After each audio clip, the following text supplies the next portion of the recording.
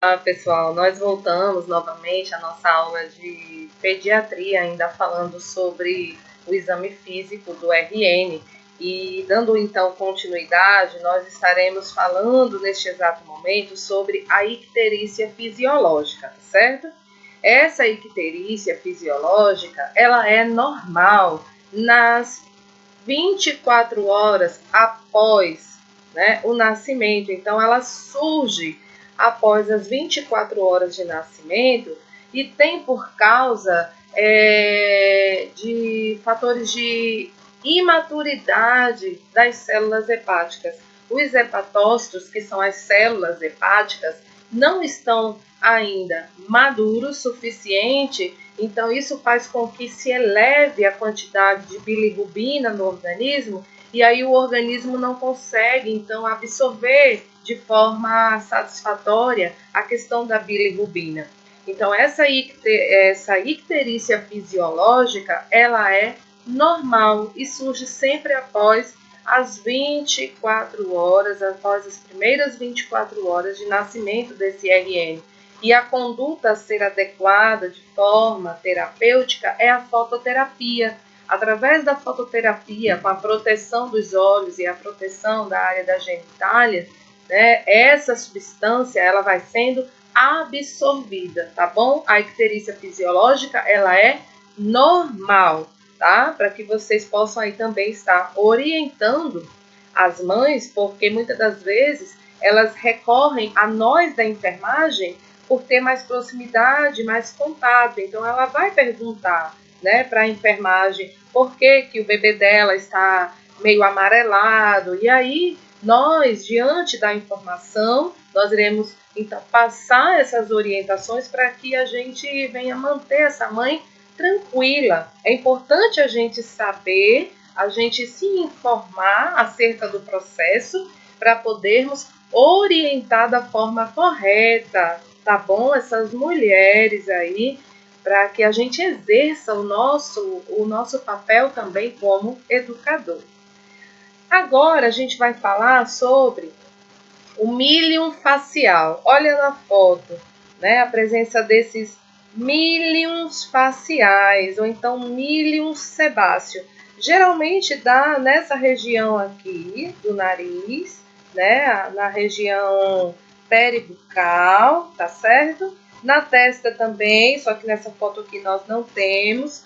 Esse milium sebáceo ou milium facial, elas são glândulas, né, que foram dilatadas, glândulas sebáceas, produtoras realmente de sebo, né, para a organização aí da estrutura funcional da face, né, da região do nariz, da testa, peribucal, tá?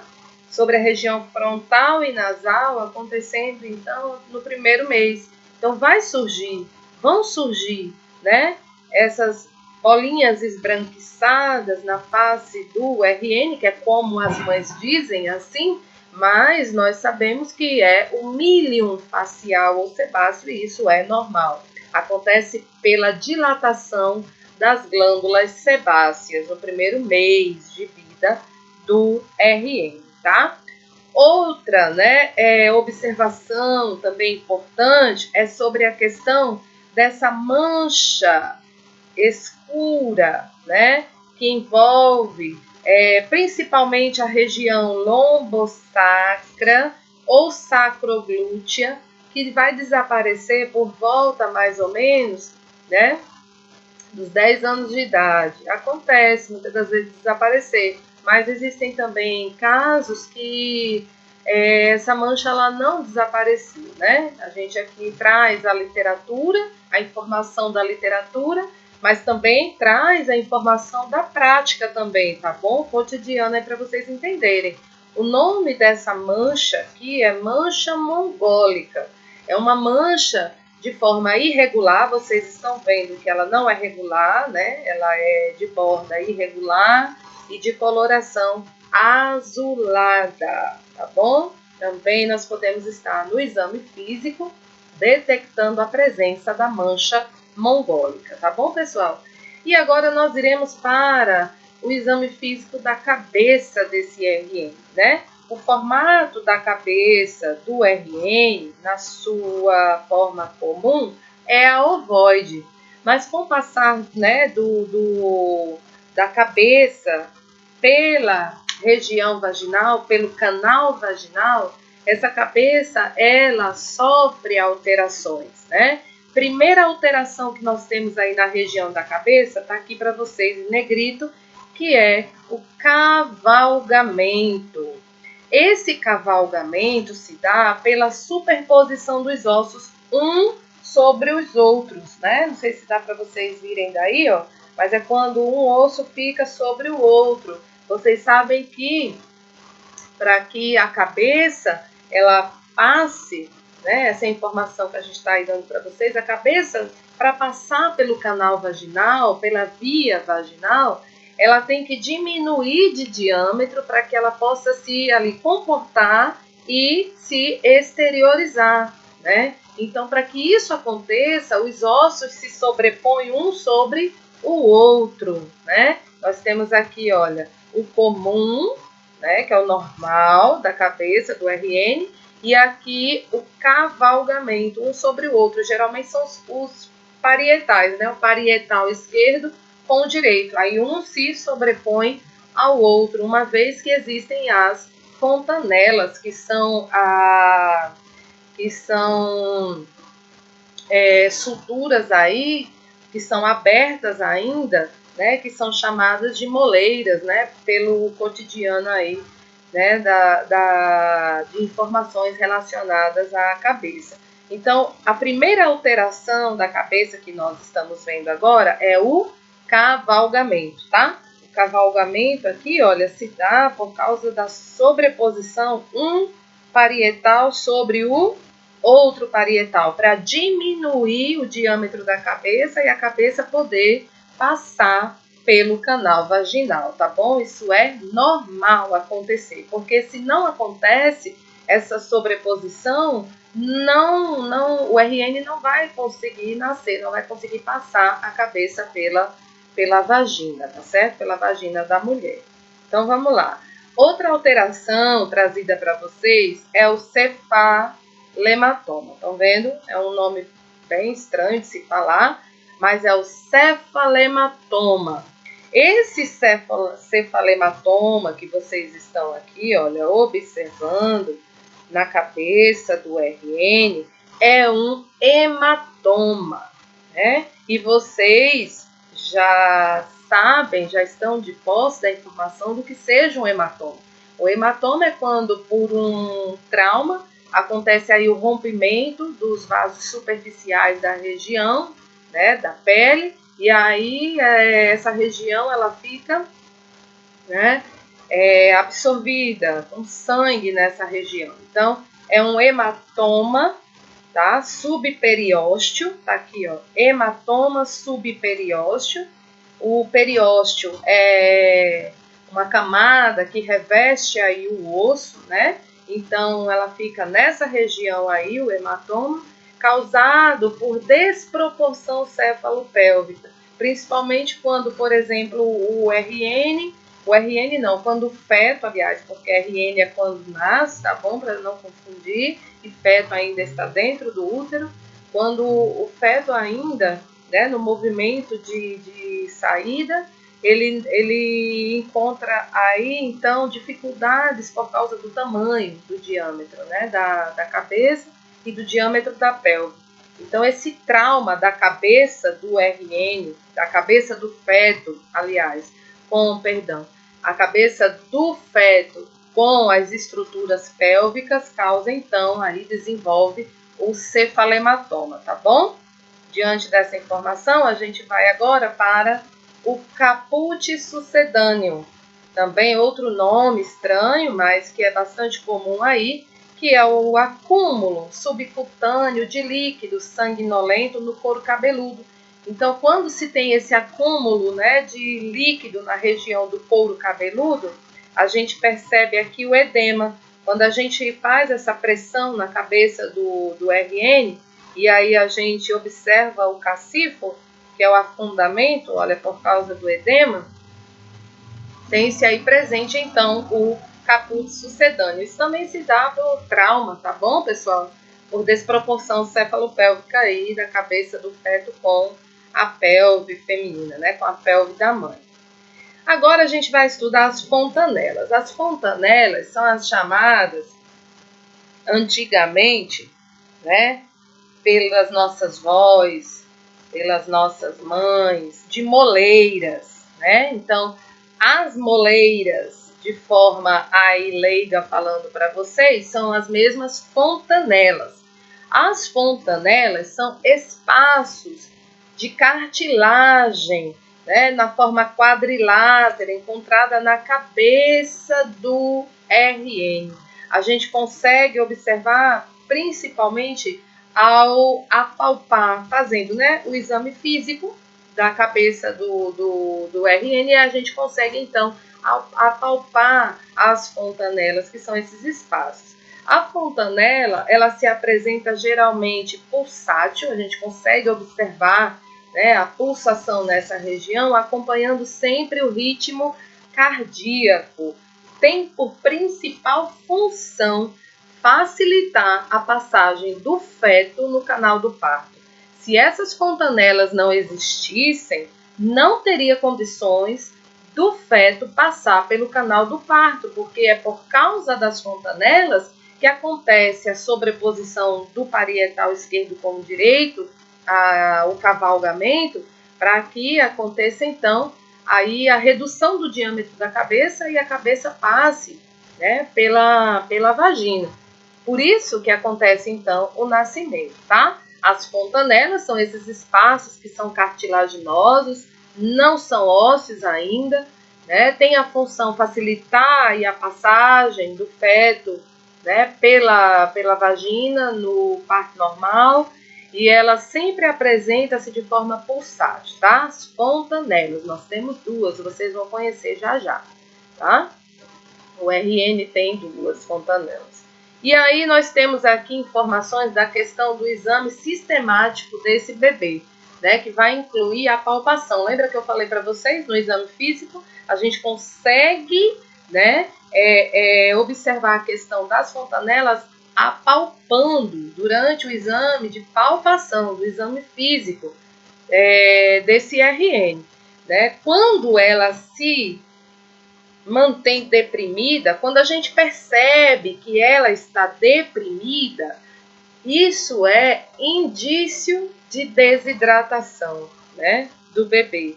E quando ela está abaulada ou tensa, abaulada é quando ela está estufada, vamos dizer assim na palavra comum para vocês entenderem, isso significa que há um acúmulo na cavidade, um acúmulo de líquido, né, na cavidade do crânio. Então, a gente tem que estar bem atento às questões aí da observação das fontanelas, para a gente aí ter a ideia se ele está desidratado, se ele está com acúmulo de líquido na região do crânio, do couro cabeludo. Então, a gente tem que estar atento ao exame físico do RN. Se a gente tem atenção no desenvolvimento, né, de um exame físico no indivíduo adulto, nós temos que ter 3 vezes mais cuidado no exame físico de um RN, até porque ele é muito sensível, né?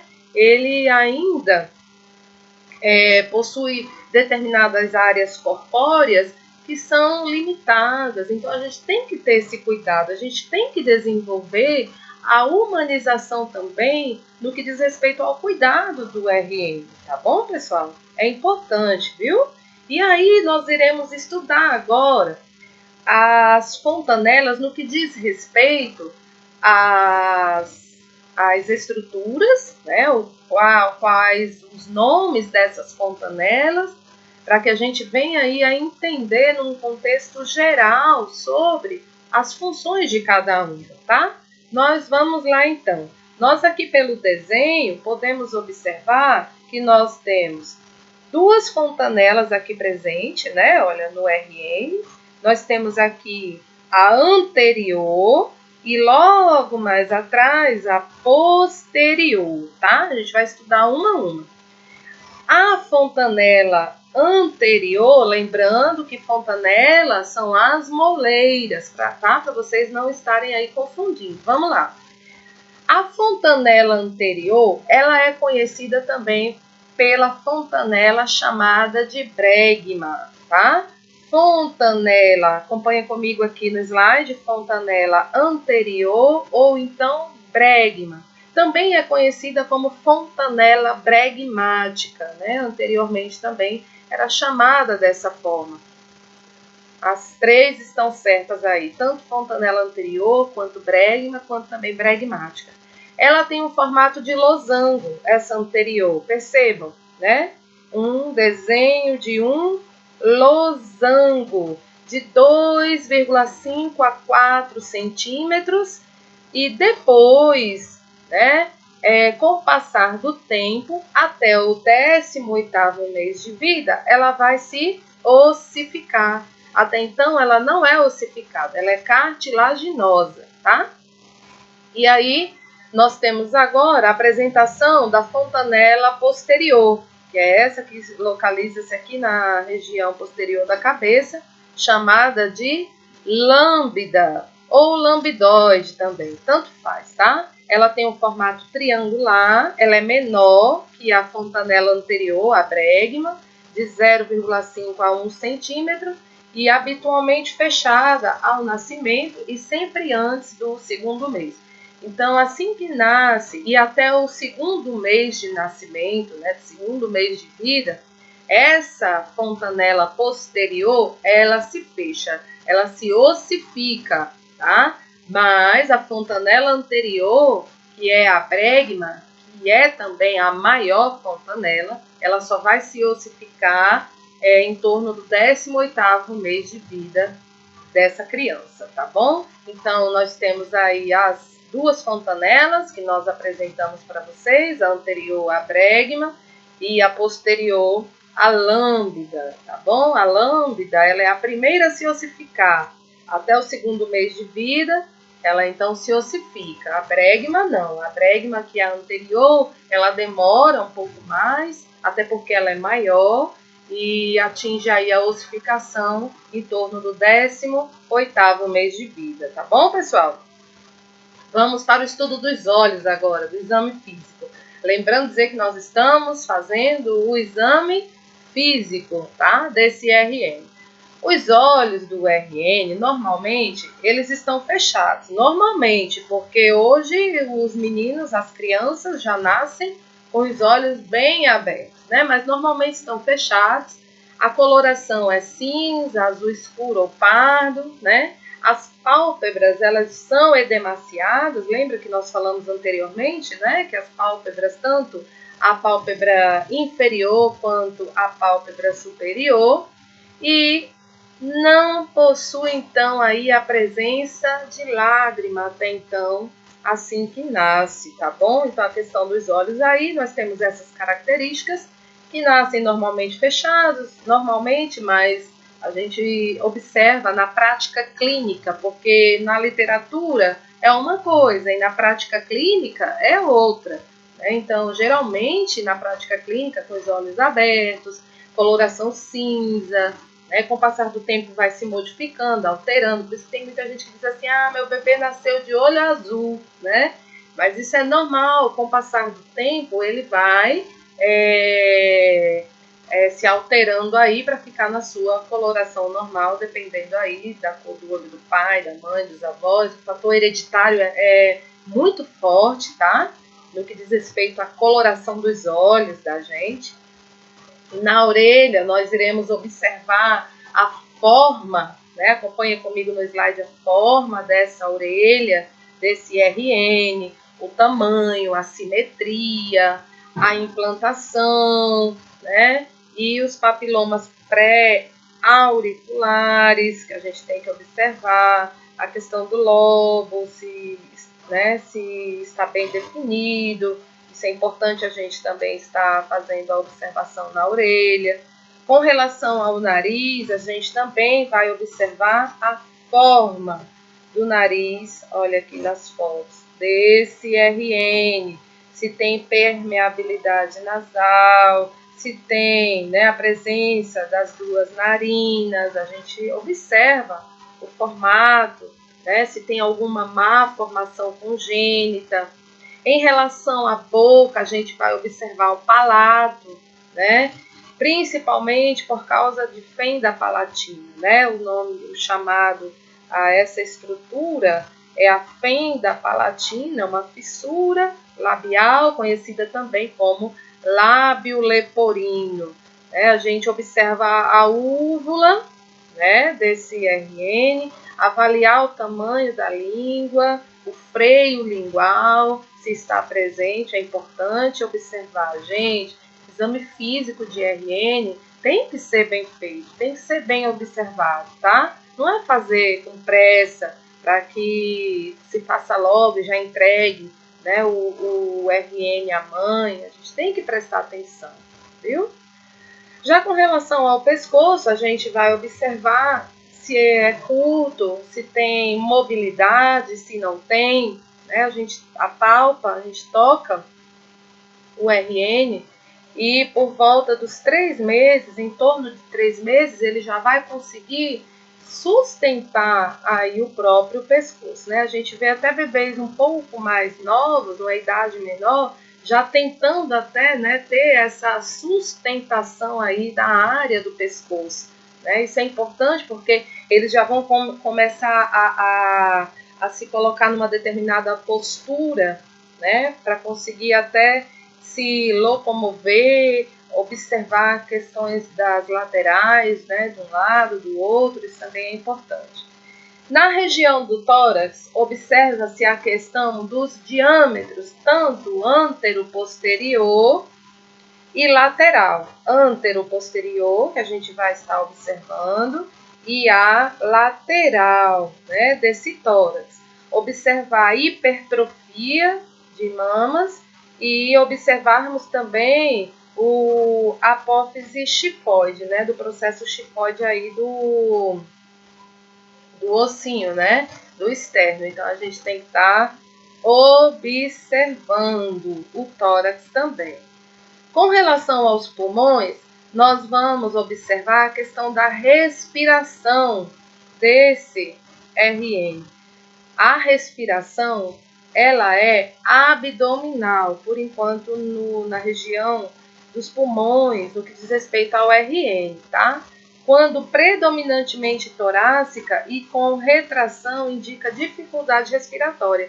Quando nós observamos que a respiração dele está sendo predominantemente torácicas e tem retração, né, tem aquele afundamento, se diz respeito que ele tem dificuldade respiratória, porque no RN a respiração normal até então, ela é abdominal, com frequência respiratória em torno de 40 a 60 respirações por minuto. Percebam que é muito mais rápida nessas incursões respiratórias do que no indivíduo adulto. Então, é normal, frequência respiratória média normal em um RN é de 40 a 60 respirações por minuto, tá bom?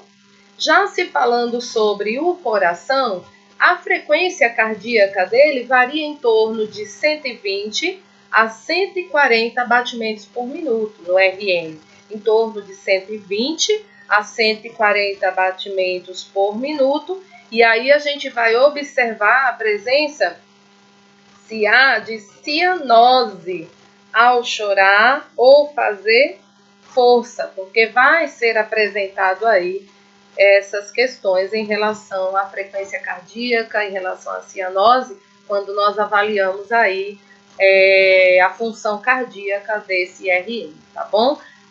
Nós iremos dar uma pausa por aqui e já já a gente retorna dando continuidade ao assunto de exame físico ainda do RN, tá bom?